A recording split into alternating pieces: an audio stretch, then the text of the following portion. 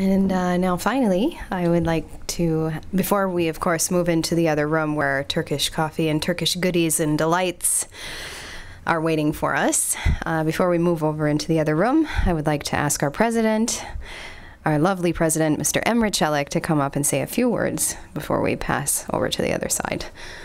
Please welcome him.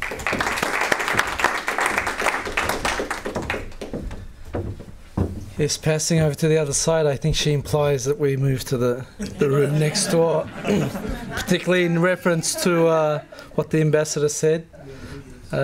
Ladies and gentlemen, distinguished guests, good evening. Welcome once again.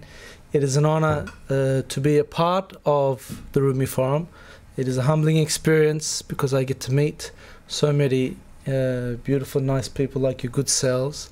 I'm also honored that you're able to sacrifice from your time and come and spend this evening with us.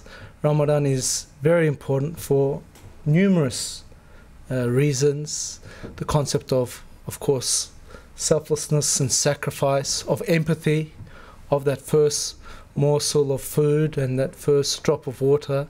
We're able to realize what it means for those people that are less fortunate. Of course, of worship, of reflection upon the Creator.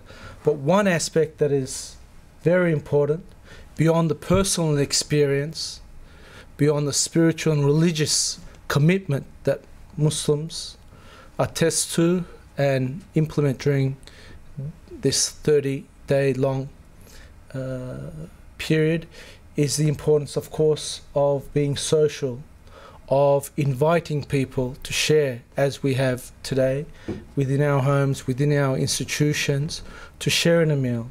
A very important tradition, an Abrahamic tradition. A rabbi once told me of the story of Prophet Abraham, in that he had set up his tent at the crossroads of two roads, so that no matter who passed by would enter his home to sit and to dine with Abraham. And so much so is Abraham important in the Muslim tradition that many of our supplications, our asking, our requesting from the Almighty, ask for the blessedness of Abraham and his blessed divine table. And similarly, along that line, of course, it is considered that Abraham is a spiritual and religious forefather for all of us. And in that tradition, I welcome each and every one of you once again, and thank you for your presence. Though not as diplomatic as our former speaker, and not in the same vein as the words he used, I would ask you to go to heaven, and hopefully with 1,000-fold motivation than the ambassador had implied. Thank you once again. Have a blessed and prosperous evening, and I look forward to continuing the dialogue with each and every one of you. Thank you once again.